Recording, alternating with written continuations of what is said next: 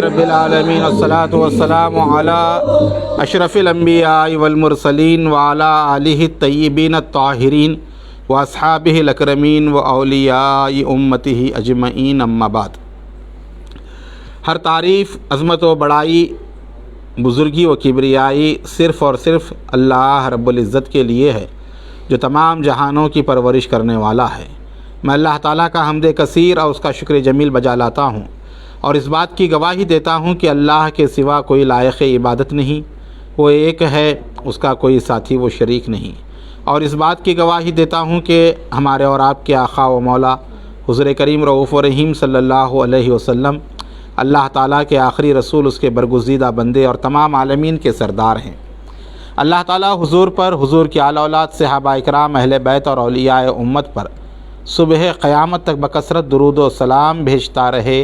रहमतें बरकतें नाजिल फरमाता रहे। मुअज़्ज़ज़ मुकर्रम सामीन व नाज़रीन इकराम, फैज़ान चिश्तिया के ज़ेर एहतमाम ख़ाजगान चिश्त अहले बहिश्त रिज़वानुल्लाहि ताला अलैहिम अजमईन की तालीमात और आपके मलफ़ूज़ात का सिलसिला आपके सामने पेश करने की हम सआदत हासिल कर रहे हैं और अल्हम्दुलिल्लाह मुल्क व बैरून मुल्क से इसकी सताइश भी हो रही है और अहले इल्म हज़रात की जानिब से हमारी हिम्मत अफ़ज़ाई भी हो रही है। हम उन तमामी हज़रात के जो हमारे इस पेज से मुंसलिक हैं और जो मुलाहज़ा फ़रमा रहे हैं और शेयर कर रहे हैं और दूसरों तक ख़ाजगान की तालीमात को पहुँचाने के सिलसिले में हमारे माविन व मददगार हैं, उन तमाम का हम तहे दिल से शुक्रिया अदा करते हैं। अज़ीमुल मर्तबत ख़ाजगान चिश्त अहले बहिश्त के सदक़े में अल्लाह ताला उन तमाम को दारैन की सादतों से माला माल फ़रमाए और बरोज़ क़यामत ख़ाजगान चिश्त अहले बहिश्त के ज़ुमरे में और उनके ग़ुलामों में हम सब का हशर फ़रमाए। ख़ाजा ख़ाजगान फ़ख़रुल अव्वलीन वल आख़िरीन मुहिब्बुन नबी फ़ख़्रे जहाँ हज़रत मौलाना फ़ख़रुद्दीन मुहद्दिस दहलवी रज़ी अल्लाह ताला अन्हु का शुमार उन जलीलुल क़द्र ہستیوں میں ہوتا ہے جو با ایک وقت عالم علوم ظاہری بھی تھے اور عارف علوم باطنی بھی تھے۔ حضرت فخر پاک رضی اللہ تعالیٰ عنہ کی ذات قدسی صفات بڑی نرالی تھی، پرکشش تھی۔ صوفیہ تصوف سیکھنے کے لیے ان کے پاس حاضر ہوتے، علماء دین کے مسائل جاننے کے لیے ان کے بارگاہ میں حاضر ہوا کرتے، اور حاجت مند اپنی ضرورتوں کو لے کر آیا کرتے۔ الغرض قوم اور ملت کے ہر طبقات کے لوگ اپنی اپنی ضرورتوں کے لحاظ سے فخر پاک کی بارگاہ میں حاضر ہوتے، اور آپ کی ذات ایسی ذات تھی جو کوئی آپ کے در دولت پر حاضر ہوتا وہ فیضیاب ہو کر جاتا۔ حضرت خواجہ خواجگاں خواجہ فخر الدین محدث دہلوی رضی اللہ تعالیٰ عنہ نے جہاں روحانی فیضان کو اپنے پیچھے چھوڑا اور آپ کے وابستگان میں آپ کے خلفاء اور آپ کے فرزندان نے جہاں آپ کے سلسلے کو پھیلایا اور روحانی تعلیمات کو عام کیا، اور چشتیہ سلسلے کا فیضان شاہ جہان آباد کی سرزمین سے اٹھا اور پورے اقطاع عالم پر جو ہے برسا حضرت فخر پاک کے وسیلے سے۔ حضرت خواجہ خواجگاں خواجہ فخر الدین محدث دہلوی کے اکلوتے صاحبزادے حضرت قطب الدین دہلوی اور ان کے فرزند و جانشین حضرت خواجہ خواجگاں خواجہ غلام نصیر الدین کالے میاں سرکار نور اللہ مرقدہ علی اللہ المقامہ ہوئے، اور ان کے خلیفہ حضرت خواجہ محمد حسن کلیمی رحمۃ اللہ علیہ اور ضیاء الحسن کلیمی رحمۃ اللہ علیہ سے حیدرآباد کی سرزمین میں فخر پاک کا فیضان جو ہے پھیلا، اور اس دور کے بڑے اکابر علماء اور سادات اور عمرہ حضرات حضرت محمد حسن کلیمی رحمۃ اللہ علیہ اور ضیاء الحسن کلیمی رحمۃ اللہ تعالیٰ علیہ سے انہوں نے فیض حاصل کیا۔ دوسری طرف حضرت خواجہ نور محمد مہاروی اور حضرت شاہ سلیمان توسوی رضی اللہ تعالیٰ عنہما سے سلسلہ چشتیہ کا فیضان جو ہے دیار پاک میں پھیلا، اور بے شمار خانقاہیں فیضیاب ہوئیں، بے شمار بندگان خدا کو راہ نجات حاصل ہوئی۔ حضرت قبلہ فخر پاک مولانا فخر الدین محدث دہلوی نے اپنی تحریری یادگاریں جو چھوڑی ہیں، فخر الحسن اور رسالہ مرجیہ، اور اس کے علاوہ عقائد کے حوالے سے نظام العقائد جسے عرف عام میں قاعدہ نظامیہ کہا جاتا ہے، یہ بڑی اہم ترین اور معتبر کتابیں جو ہے آپ کی تصانیف مانی جاتی ہیں، اور بے شمار لوگ ان سے فیضیاب ہو رہے ہیں۔ ہم جس کتاب کا درس دے رہے ہیں سلسلہ وار، بلکہ پڑھ کے سنا رہے ہیں، کیونکہ اپنی طرف سے ہم اس میں کوئی چیز نہیں کہہ رہے ہیں، حتی الامکان جو متن ہیں اسی کو جو ہے آپ کے سامنے جو ہے بیان کیا جا رہا ہے، کیونکہ عقائد کے حوالے سے اور واضح ہے، اور کوئی اس میں جو ہے مبہم چیز جو ہے موجود نہیں۔ تو ہمارے سامنے جو رسالہ ہے نظام العقائد، یہ حضرت محمود علی انجم چشتی مترجم کی حیثیت سے اس پر نام ہے، اور مجھے کل ہی یہ اطلاع ملی دربار سلطان الہند غریب نواز کے گدی نشین اور خادم حضرت صاحبزادہ پروفیسر سید عاطف حسین کاظمی چشتی صاحب قبلہ سے، کہ سب سے پہلے نظام العقائد کو 1916 میں فارسی کے متن کے ساتھ میں ترجمہ شائع کیا گیا، اور اس کے مترجم تھے حضرت سید دوست محمد رحمۃ اللہ علیہ، جو سلطان الہند غریب نواز سرکار کے جو ہے خداموں میں بڑی پائے کی علمی شخصیت تھیں، اور آپ کی تبحر علمی کا اندازہ اس بات سے لگایا جاتا ہے، یہ بھی حضرت عاطف حسین چشتی صاحب نے مجھ سے بیان فرمایا کہ حضور غریب نواز کی بارگاہ میں جو شجرہ شریف پڑھا جاتا ہے خاندان چشت اہل بہشت کا، وہ بھی حضرت سید دوست محمد رحمۃ اللہ تعالیٰ علیہ کا منظوم کردہ ہے۔ نظم و نثر پر اللہ نے بے پناہ عبور عطا کیا تھا، اور آپ نے بڑے پیمانے پر خاندان چشت اہل بہشت کی خدمت کا شرف حاصل کیا، تو انہی کا ترجمہ جو ہے سب سے پہلے جو ہے وہ شائع ہوا، اور حضرت پروفیسر عاطف حسین صاحب قبلہ نے جو ہے اس کی ایک کاپی بھی جو مجھے بھیجائی، جو تذکرۃ الحق کے نام سے جو ہے شائع ہوئی اور نہایت ہی جو ہے قدیم یہ نسخہ ہے اور بہت ہی جو ہے اس کے اوراق بھی اپنا رنگ و روپ بھی جو ہے تبدیل کر چکے ہیں، تو میں نے اس کتاب کی بھی جو ہے پرنٹ نکلوائی تاکہ جو ہے کوئی بات غیر ذمہ دارانہ طور پر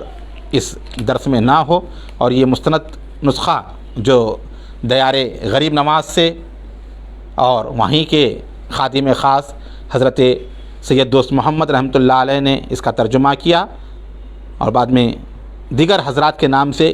وہ ترجمہ جو ہے رد و بدل کے ساتھ جو ہے شائع ہوا، اور حال ہی میں بھی ایک اس کا ترجمہ جو ہے شائع ہوا تھا، لیکن ہم نے قدیم ترجمے کو جو ہے فوقیت دی ہے، تو یہ ترجمہ بھی ہمارے پاس جو ہے موجود ہے نظام العقائد کا، اور اس میں انہوں نے جو ہے حضرت عاطف حسین چشتی صاحب نے جو ہے قلمی نسخے کا بھی جو ہے ایک عکس جو ہے ایک ورق کا جو ہے مجھے واٹس ایپ کے ذریعے جو ہے عنایت فرمایا، جو قدیم جو ہے تحریر تھی اس کو بھی دیکھنے کا جو ہے شرف حاصل ہوا۔ الحمدللہ ایسے بزرگوں کی تائید اور ان لوگوں کی حمایت ہمارے لیے جو ہے کامیابی کا ذریعہ ہے۔ اللہ حضرت سید عاطف حسین چشتی صاحب کو سلامت باکرامت رکھے اور ان کے فیضان علمی سے تمام اہل چشت کو فیضیاب کرے، اور الحمدللہ حضرت سید جلال الدین کبیر الاولیاء پانی پتی رضی اللہ تعالیٰ عنہ جو خاندان چشت اور سلسلہ صابریہ کی عظیم المرتبہ شخصیت ہیں، ان کی تصنیف کا بھی جو ہے حضرت عاطف حسین چشتی صاحب قبلہ نے جو ہے فارسی سے اردو میں جو ہے ترجمہ کیا ہے، اور اطلاع دی کہ عرس غریب نواز کے موقع پر انشاءاللہ وہ کتاب بھی منظر عام پر آئے گی۔ تو اس طرح ایک عظیم سرمایہ صابری سلسلے کے حوالے سے ہم تک جو ہے یہ پہنچے گا، تو ایسے حضرات کی آج ہمیں سخت ضرورت ہے کہ جو ان معاملات میں ہماری رہبری اور رہنمائی کرنے والے ہیں، میں ان کا بھی تہہ دل سے ممنون و مشکور ہوں، اور اس کے ساتھ ہی حضرت مولانا سید وکیل احمد فخری صاحب قبلہ ادم اللہ فی عزہ کا بھی جو ہے ممنون و مشکور ہوں، انہوں نے بھی اپنی خوشنودی کا اظہار فرمایا اور اپنی دعاؤں سے جو ہے نوازا ہے۔ انشاءاللہ تعالی نظام العقائد کے درس کے اختتام پر جو ہے ان سے بھی جو ہے ہماری آن لائن جو ہے گفتگو رہے گی، تاکہ مولانا فخر پاک کے حوالے سے، ان کی حیات طیبہ کے گوشوں کے حوالے سے ہماری معلومات میں اضافہ ہو۔ الغرض اللہ تعالیٰ ان بزرگوں کو سلامت باکرامت رکھے، اور تیسری ایک اہم ترین شخصیت جناب محترم سلیم چشتی صاحب جو صدر نشین ہیں چشتی مرکز دہلی کے، وہ بھی جو ہے اکثر و بیشتر ہماری رہنمائی فرماتے ہیں، اور یہ نظام العقائد جو ہے انہوں نے بطور خاص جو ہے مجھے جو ہے پہنچائی تھی، اور اسی سے جو ہے ہم نے درس کا آغاز جو کیا تھا، ان کے ذریعے بھی جو ہے ہمیں الحمدللہ کافی جو ہے رہنمائی حاصل ہوتی ہے۔ اللہ تعالیٰ انہیں بھی سلامت باکرامت رکھے، جو سلسلہ چشتیہ کے ترجمان کی حیثیت سے جو ہے جانے جاتے ہیں۔ آمدم برسر مطلب کہ ہم آتے ہیں آج کی جو ہے درس کی جانب۔ 52 عقائد کا جو ہے اس میں اب تک تذکرہ ہوا، حضور کی آل و اصحاب کے ساتھ کیسا عقیدہ رکھنا چاہیے، اور اہل سنت جماعت کا کیا نظریہ اور کیا عقیدہ ہے آل و اصحاب کے متعلق، تو اس کی جو ہے کل تھوڑی سی جو ہے وضاحت جو ہے کی گئی تھی۔ اب ہم آگے اپنے درس کی طرف آتے ہیں کہ شرح فقہ اکبر ملا علی قاری رحمۃ اللہ تعالیٰ علیہ میں ہے کہ ہم خوارج کی طرح کسی مسلمان کو اس کے گناہوں کی وجہ سے کافر قرار نہیں دیتے، خواہ اس سے گناہ کبیرہ ہوا ہو۔ ہاں، اگر کوئی کسی ایسے گناہ کے حلال ہونے کا معتقد ہو جس کا حرام ہونا واضح اور قطعی دلیل سے ثابت ہو چکا ہے تو وہ کافر ہے۔ معتزلہ ایک طرف تو کہتے ہیں کہ گناہ کبیرہ کرنے والا ایمان سے باہر ہو جاتا ہے لیکن کفر میں داخل نہیں ہوتا، یعنی وہ ایمان اور کفر کے درمیان ہوتا ہے، جبکہ دوسری طرف ان کا اس بات پر اتفاق ہے کہ گناہ کبیرہ کرنے والا ہمیشہ دوزخ میں رہتا ہے۔ شرح فقہ اکبر ملا علی قاری میں ہے کہ مسلمان سے گناہ کبیرہ ہونے کی وجہ سے اس کا ایمان ضائع نہیں ہوتا، یعنی وہ مومن ہی رہتا ہے، کافر نہیں ہوتا، اگرچہ گناہ کی وجہ سے اس کے نور ایمانی میں کمی آ جاتی ہے۔ یہ بریکٹ میں لکھی ہوئی عبارت ہے۔ شرح فقہ اکبر ملا علی قاری میں ہے کہ فرقہ مرجیہ، ملاحدہ اور اباطیہ کی طرح ہمارا یہ عقیدہ نہیں کہ جو ہے مومن کو ایمان حاصل ہونے کے بعد گناہ نقصان نہیں پہنچاتا اور مومن گناہ گار دوزخ میں داخل نہ ہوگا۔ موضوع پر مسح کرنا سنت ہے، جو چمڑے کے جو موزے ہوتے ہیں اس کے اوپر مقیم 1 دن اور 1 رات اور مسافر 3 رات اور دن تک مسح سے کام لے سکتا ہے۔ اس کے بعد پھر مکمل وضو کے دوران پاؤں دھونے ہوں گے اور ضرورت ہو تو نئے سرے سے مسح کر سکتا ہے۔ ماہ رمضان المبارک کی راتوں میں تراویح سنت ہے، اور فرمایا نیک و متقی مومن اور گناہ گار مومن دونوں کے پیچھے نماز جائز ہے۔ احناف کے پاس جو ہے چاہے متقی مومن ہو یا گناہ گار مومن ہو، دونوں کے پیچھے نماز پڑھ سکتے ہیں۔ اگر مومن گناہ گار اچھے خاتمے کے ساتھ مرا ہو تو ہمیشہ دوزخ میں نہیں رہے گا۔ ہم فرقہ مرجیہ کی طرح اس بات کے قائل نہیں کہ ہماری نیکیاں یقیناً مقبول ہیں اور برائیاں بخش جائیں گی۔ ہم کہتے ہیں کہ جو کوئی نیکی کے صحیح شرطوں کے ساتھ نیک عمل کرے گا، یعنی اس کا نیک عمل ظاہری اور باطنی عیبوں مثلاً کفر، خود پسندی، ریا وغیرہ سے خالی ہوگا اور اچھے خاتمے کے ساتھ وفات پائے گا تو اس کا یہ عمل نیک ضائع نہ ہوگا، کیونکہ قرآن پاک میں اللہ تعالیٰ نے فرمایا سورہ توبہ میں، بے شک اللہ تعالیٰ حاضر دل عابدوں کا اجر ضائع نہیں کرتا، بلکہ حق تعالیٰ اپنے فضل و کرم سے بندوں سے ایسے عمل کو قبول فرمائے گا اور اس پر بندوں کو اپنے وعدے کے مطابق ثواب عطا فرمائے گا۔ جس مومن نے سوائے شرک اور کفر کے اور برے کام کیے اور توبہ کیے بغیر وفات پا گیا، اسے حق سبحانہ و تعالیٰ چاہے تو اپنے عدل سے عذاب کرے، اگر چاہے تو اپنے فضل و کرم سے معاف فرما دے۔ اگر کسی گناہ پر سزا بھی ملی تو ایسا مومن ہمیشہ دوزخ میں نہ رہے گا۔ شرح فقہ اکبر ملا علی قاری میں ہے کہ ریا اور عجب کے علاوہ اور کوئی گناہ نیکیوں کو ضائع نہیں کرتا۔ جب کسی عمل میں ریا واقع ہو جائے تو اس عمل کا اجر ضائع ہو جائے گا، بلکہ وہ عمل باقی نہ رہے گا، اور اسی طرح عجب یعنی نیکی پر تکبر عمل ضائع کر دیتا ہے۔ پھر اس کے بعد 63واں عقیدہ فخر پاک تحریر فرماتے ہیں، انبیاء علیہم السلام کے معجزے اور اولیاء اکرام رحمۃ اللہ علیہم اجمعین کی کرامات کتاب اور سنت سے ثابت شدہ ہیں۔ لغت میں خرق کے معنی پھٹنے کے ہیں۔ خرق عادت سے مراد خلاف عادت کے ہیں، یعنی ایسی حیران کن باتیں جو خلق خدا سے ظاہر ہوتی ہیں۔ اس کی 2 قسمیں ہیں، اللہ کے دوستوں سے ظاہر ہونے والے خوارق اور دشمنوں سے ظاہر ہونے والے خوارق، یعنی محبوبان خدا سے بھی جو خوارق عادات ہوتے ہیں اور جو دشمنان خدا ہیں یا کفار و مشرکین ہیں ان سے بھی ہوتے ہیں۔ احادیث مبارکہ میں بیان ہوا ہے کہ کفار سے بعض خوارق ہوئے ہیں۔ ہم ان خوارق کو معجزات کے نام سے نہیں پکارتے، کیونکہ معجزات صرف انبیاء علیہم السلام سے ظاہر ہوئے، نہ ان کا نام ہم کرامات رکھتے ہیں، کیونکہ کرامات کا ظہور صرف اصفیاء یعنی برگزیدہ اور پرہیزگار لوگوں سے ہوتا ہے۔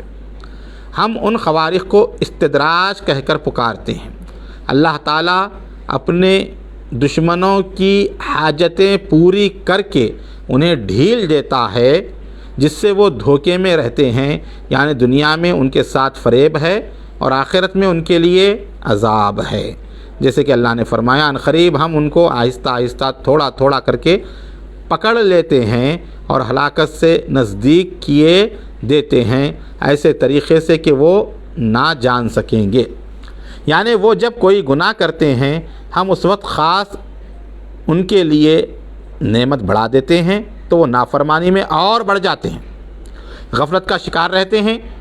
اور ان حاجت روائیوں کو جو بطور استدراج ہیں بہت پسند کرتے ہیں۔ وہ انہیں انعام و احسان سمجھتے ہیں اور اس سے ان کی بدکاری، نافرمانی اور کفر میں اضافہ ہوتا ہے۔ اللہ تعالیٰ خالق ہے، مخلوق پیدا کرنے سے پہلے، اور رازق ہے رزق دینے سے پہلے۔ یعنی مخلوق جب پیدا نہیں کی تھی تب بھی وہ خالق ہے، اور جب رزق نہ بھی دے تب بھی وہ خالق رازق ہے۔ مراد یہ ہے کہ اللہ تعالیٰ مخلوق کی تخلیق سے پہلے بھی خالق اور رازق تھا۔ اللہ تعالیٰ کی تمام صفات کی طرح یہ صفات بھی ازلی اور قدیم ہیں، اور اس بات پر ایمان واجب ہے جیسے کہ شرح فقہ اکبر ملا علی قاری میں ہے۔ مومن جنت میں اللہ تعالیٰ کو بغیر تشبیہ، بغیر کیف اور کمیت کے سر کی آنکھوں سے دیکھیں گے، کیونکہ اللہ تعالیٰ مشابہت، صورت اور کیفیت یعنی کس طرح اور کیوں کر ہونے سے اور مقدار و اندازہ ہونے سے پاک ہے۔ حق تعالیٰ اور خلق کے درمیان مسافت یعنی فاصلہ نہ ہوگا، نہ نہایت ہی نزدیک ہونے کی صورت میں، نہ دور ہونے کی صورت میں، نہ اتصال نزدیک ہونے کے ساتھ، نہ انفصال جدا ہونے کی حالت کے ساتھ، نہ حلول یعنی کسی چیز میں داخل ہونا جس کو گھل جانا کہتے ہیں کی صورت میں، اور نہ اتحاد یعنی ایک ہو جانے کی طریق پر جس میں دوئی کا اطلاق نہ ہو۔ ایمان سے مراد ہے زبان سے اقرار کرنا اور دل سے تصدیق کرنا، یعنی سچ ماننا دل سے۔ ایمان والوں کا ایمان کم یا زیادہ نہیں ہوتا، وہ فرشتوں میں سے ہوں یا جنت والوں میں سے، زمین والوں میں سے از قسم انبیاء ہوں، خواہ اولیاء یا تمام مومنین۔ تمام ایمان والے اصل ایمان توحید میں برابر ہیں اور اعمال میں ایک دوسرے پر فضیلت رکھتے ہیں، عمل کے لحاظ سے ایک دوسرے پر فضیلت ہے، اصل ایمان میں تمام برابر ہیں۔ یہ 70 عقائد اب تک کے ہوئے ہیں، انشاءاللہ تعالی یہ تسلسل جاری رہے گا۔ آپ تمامی حضرات بھی ہمارے لیے دعا کریں اور اس پیج کو دیگر آپ کے متعلقین تک شیئر کریں تاکہ عظیم المرتبت خواجگان کے عقائد، نظریات، ان کی تعلیمات، ان کے ملفوظات زیادہ سے زیادہ لوگوں تک پہنچیں۔ وہ لوگ جو کتابوں سے دور ہیں وہ بھی ان بیانات سے مستفید ہوں اور حقیقت سے واقف اور آگاہ ہوں۔ اللہ تعالی ہم تمام کو عظیم المرتبت خواجگان چشت اہل بہشت کی فیضان سے ہمیشہ مالا مال رکھے، سلطان الہند غریب نواز کی فیض برکات سے ہمیشہ ہم تمام کو اللہ مستفید فرماتا رہے۔ وصلی اللہ تعالی علی خیر خلقہ محمد وعلی آلہ وصحبہ اجمعین۔ الہی تابوت خورشید و ماہی چراغ چشتیاں را روشنائی، اگر گیتی سراسر باد گیرت چراغ چشتیاں ہرگز نہ میرت۔